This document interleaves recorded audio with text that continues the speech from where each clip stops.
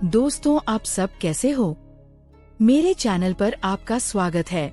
फिर से एक रस भरी कहानी में आज की कहानी बहुत ही खतरनाक है, जो कहानी सुनते ही शरीर का हर पार्ट खड़ा होने लगेगा। इस कहानी में बहुत मजा आने वाला है, अंत तक जरूर सुनिए। मैंने अपनी अलमारी से वह नीली वाली महक की शीशी निकाली जो कभी कभार मेरे पति इस्तेमाल करते थे।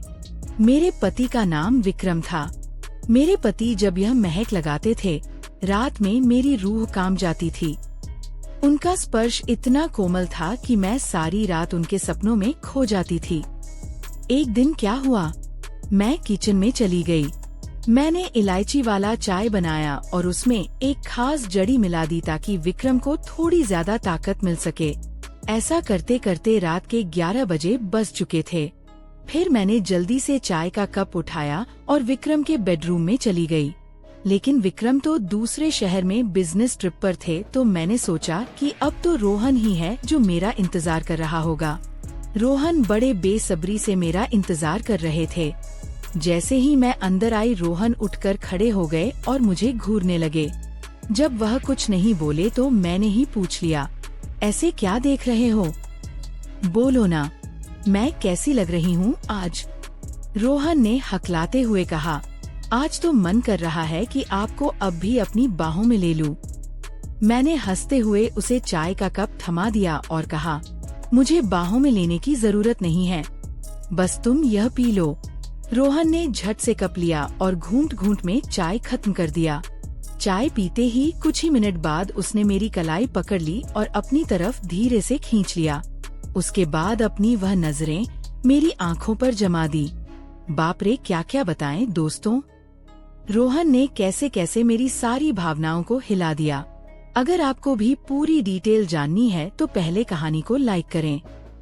प्लीज लाइक कर दो ना, प्लीज सब्सक्राइब भी। तो चलिए आपको जल्दी से शुरू से कहानी सुनाती हूँ। मेरा नाम नेहा है। मेरी उम्र 31 साल है, लेकिन मैं अभी भी बिल्कुल जवान लगती हूँ। किसी भी लड़के को एक नजर में अपनी ओर खींच लूं, दिल तो हमेशा 20 का ही रहता है।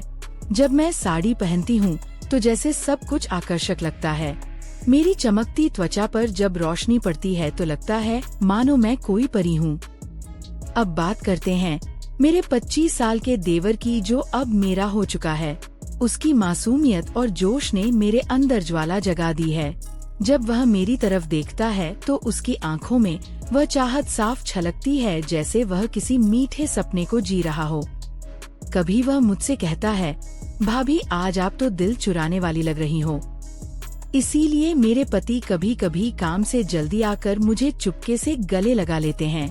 हम शहर में रहते हैं क्योंकि मेरे पति कंपनी में उच्च पद पर काम करते हैं। मेरी 5 साल की एक बेटी भी है, इसलिए मेरी काया भी अब और आकर्षक हो गई है। पति को अपना कर्तव्य समझकर रोज उनकी देखभाल करती थी। भले ही हमारी शादी को 7 साल हो चुके थे, लेकिन मेरे पति अभी तक मुझे बहुत प्यार से संभालते थे। अच्छा से मेरा मतलब है हर अंग को छू छू कर प्यार करते थे। वैसे आम तौर पर उनका तरीका ही ऐसा था, लेकिन मैं हमेशा साफ सफाई रखती थी और कभी कभार महक भी लगा लिया करती थी। दोस्तों, आपको मेरे से बात करना है तो इस वीडियो को लाइक करो और चैनल को सब्सक्राइब करो। और हाँ दोस्तों, जो सब्सक्राइब करेगा उसे मैं अपना नंबर भेज दूंगा, तो जल्दी से सब्सक्राइब कर लो। पिछले महीने कुछ ऐसा हुआ जिसका हमें कभी अंदाजा भी नहीं था। शाम को मेरे पति विक्रम घर लौट रहे थे। उनके ऑफिस की एक महत्वपूर्ण बैठक थी, इसीलिए सबने उन्हें बहुत व्यस्त रखा था और वह कार से घर आ रहे थे। आते वक्त उनकी कार का ब्रेक फेल हो गया। इस हादसे में उनकी कमर में चोट लग गई और डॉक्टर ने कहा कि ठीक होने में कम से कम 8 से 9 महीने लगेंगे। ये सुनकर मेरा दिल टूट गया। विक्रम का दर्द भले ही शारीरिक था, लेकिन मेरे मन में एक गहरी बेचैनी भर आई। जब मैंने उन्हें अस्पताल में देखा, उनकी आंखों में पीड़ा साफ दिख रही थी। मैंने तुरंत उनके पास जाकर उनका हाथ थाम लिया। इसी वजह से मेरी ननद और मेरा देवर उन्हें देखभाल के लिए आए थे, तो वापस चले गए। लेकिन विक्रम ने देवर जी को यहाँ रुकने को कहा क्योंकि वह ठीक से चल भी नहीं पा रहे थे। मुझे ही बाजार से सामान लाना और बाहर के काम करने पड़ते थे। मैं मान गई और बहुत खुश हो गई। देवर जी मेरे कद तक ही आते थे। बॉडी भी मजबूत थी और रंग भी साफ था। वह ज्यादा शरारती किस्म का लड़का नहीं लग रहा था और मैं भी खुश थी कि कोई तो आया जो मेरी मदद कर सके। आज वह मुझसे थोड़ा थोड़ा संकोच कर रहा था क्योंकि वह शादी के बाद पहली बार मेरे साथ इतने पास था। रात को जब मैं विक्रम को दवा दे रही थी तब मेरा देवर भी हमारे पास बैठा था और फिर अपने कमरे में जाकर समय पर सो गया था। विक्रम के चेहरे पर थोड़ी राहत की लकीर थी, लेकिन वह अभी भी दर्द में था।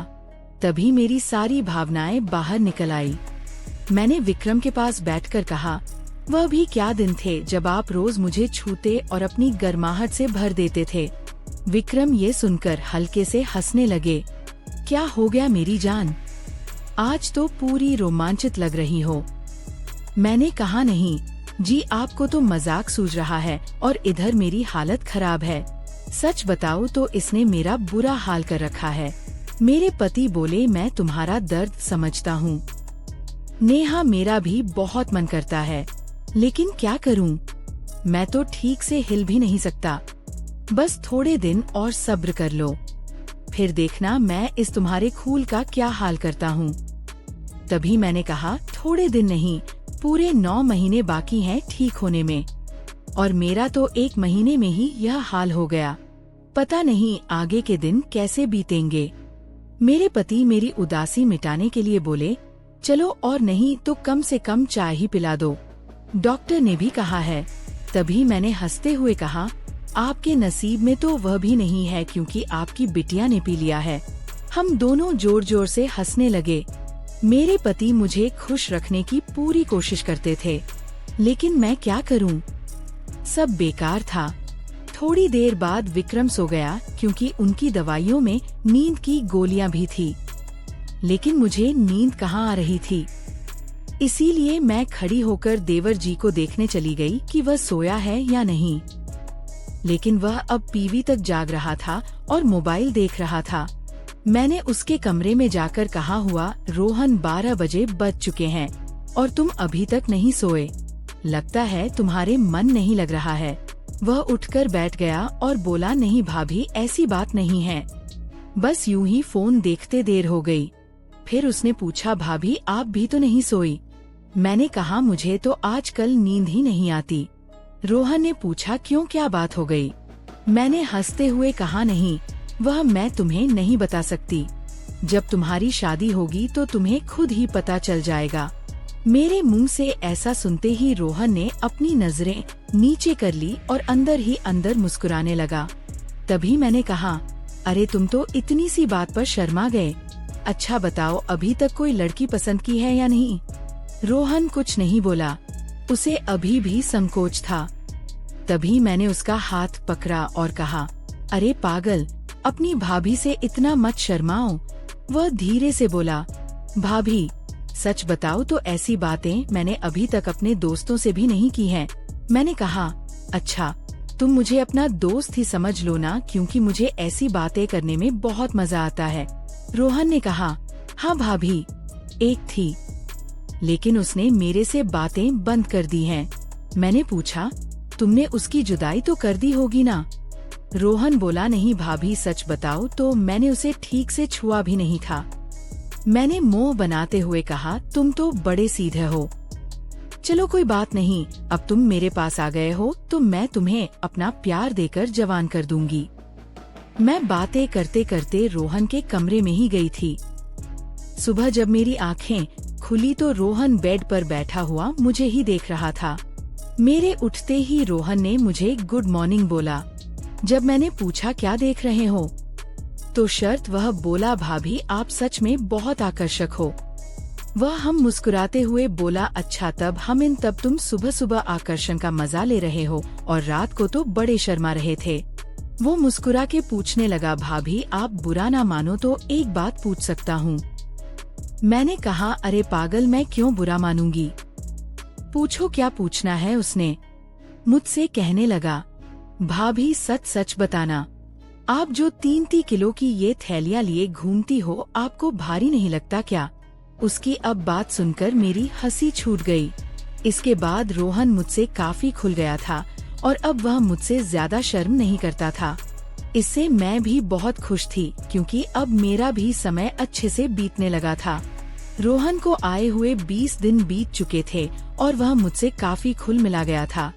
वह बाहर के सारे काम कर देता, बाजार से सामान ले आता और अपने अपने भैया को भी सहारा देता। मेरी तो बहुत सेवा करने लगा था। शाम को मेरा सिर भी दबा देता और कभी कभी मेरे शरीर को भी आराम देता। लेकिन मेरी चाहत दिनोंदिन बढ़ रही थी और मैं मेरे पति की हालत अब भी वैसी ही थी। अब सब कुछ मेरी बर्दाश्त के बाहर हो चुका था। मैंने सोचा कि अब तो रोहन ही है जो मेरी मदद कर सकता है।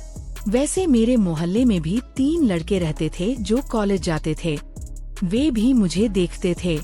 जब भी मैं छत पर कपड़े सुखाने जाती तो वे मुझे ही देखते और पहले तो मैंने सोचा कि उनमें से एक को सहारा ले लूं ताकि कुछ दिन काम चल जाए। लेकिन फिर मैंने सोचा कि मैं इस घर की इज्जत हूँ और कल को पता नहीं यह मुझे या मेरे पति को बदनाम कर दें। इसीलिए मैंने उन्हें अनदेखा किया। लेकिन रोहन तो घर का ही है, इसीलिए मैंने तय कर लिया कि वही मेरी मदद करेगा। आज मैंने पक्का फैसला कर लिया कि आज रोहन से काम ले ही लूंगी और अपने सूखे दिल को रोहन से ही भरवा लूंगी। उसके बाद मैं किचन में खाना बनाने चली गई। जैसे ही रोहन नहाकर ताज़ा होकर किचन में आया, मैंने सब्जी काटने का बहाना बना दिया। मैं किचन में ही साड़ी का पल्लू नीचे करके काम कर रही थी। मेरी बेटी अभी दादी के घर गई हुई थी क्योंकि घर में उसे देखने वाला कोई नहीं था। इसलिए अब बाकी का काम खुद करना पड़ता था और घर में मेरे पति और रोहन के अलावा कोई नहीं था, तो मुझे डर भी नहीं था। जैसे ही रोहन अंदर आया, वह मुझे देखकर एकदम हैरान हो गया और कहने लगा, सॉरी भाभी, मुझे माफ कर दो, मैंने देखा नहीं, और बाहर जाने लगा। तभी मैंने उसे रोक लिया। अरे रोहन, क्या हुआ?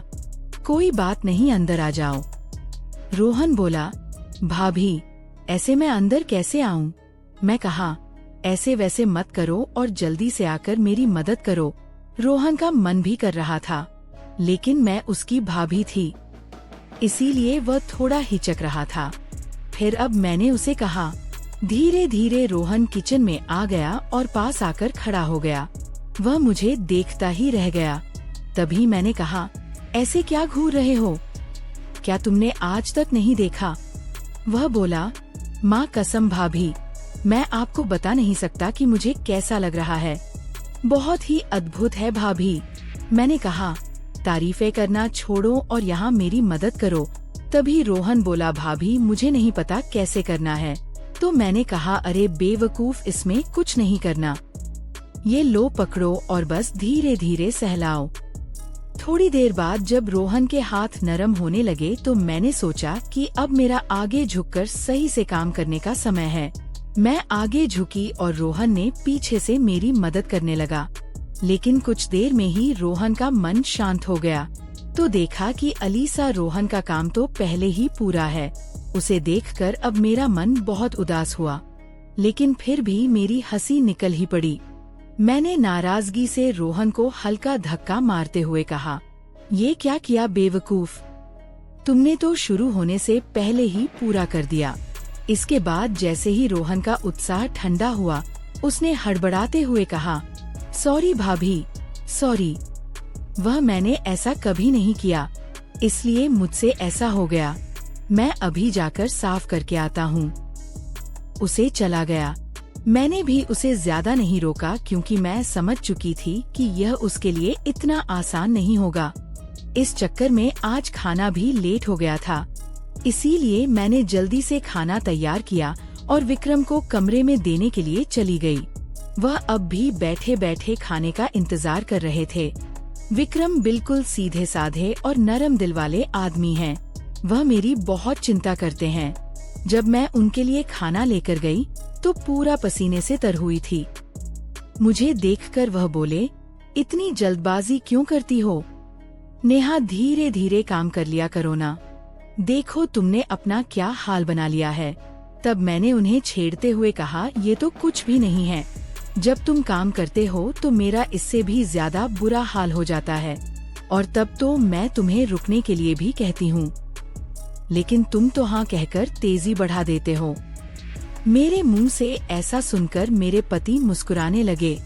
तुम भी ना नेहा कहाँ की बात कहाँ ले जाती हो। इसके बाद विक्रम ने खाना खा लिया और मैंने उन्हें दवाई भी दे दी। दवाई लेने के बाद उन्हें नींद आ गई और वह आराम करने लगे। मैं भी काफी थक चुकी थी, इसलिए मैं नहा धोकर ताज़ा हो गई। इसके बाद मैं रोहन के कमरे में उसे देखने के लिए गई तो वह भी सो चुका था। फिर मैं भी आकर आराम करने लगी। शाम को जब मैं रोहन को चाय देने गई तो वह बैठा फोन चला रहा था। मुझे देखकर उसके चेहरे पर मुस्कान आ गई। मैं भी उसे देखकर हंसने लगी और मैंने उससे पूछ लिया, क्या बात है रोहन, आज तो तुम काफी खुश लग रहे हो। तो वह बोला, भाभी वो मैंने पहली बार ऐसा एहसास लिया था, प्लीज आप बुरा मत मानना, मैं सच बता रहा हूँ। बिल्कुल मेरे से काम नहीं बन पाया। तभी मैंने उसे रोकते हुए कहा, अरे बेवकूफ, मैं कब बुरा मानने लगी, वैसे सच बताओ तो मुझे भी अच्छा लगा। इसके बाद मैं रोहन को चाय पकड़ा दी और उसके साथ बैठकर पीने लगी। हम दोनों बातें करने लगे। आज रोहन के मुंह से मेरे लिए तो तारीफें ही बरस रही थी। वह बस मेरी प्रशंसा ही करता जा रहा था। भाभी आप बहुत खास हो, मैं तो सोच रहा हूँ कि जिंदगी भर आपके साथ ही रहूं। इन 20 दिनों में मुझे स्वर्ग जैसा लग रहा है, और ऊपर से आपकी सुंदरता। मैंने मुस्कुराते हुए कहा, आज तो तुम्हारे मुंह से सिर्फ तारीफें ही निकल रही हैं। लगता है रोहन मेरा हाथ पकड़कर बोला, आप सही कह रही हैं भाभी, अब आपको भी मेरे काम में मेरी मदद करनी होगी। अब तो आपको मेरी बात माननी ही होगी। प्लीज भाभी मना मत करना, बस एक बार के लिए मेरी हमसफर बन जाओ। इसके बाद आप जो भी कहेंगी मैं करूँगा।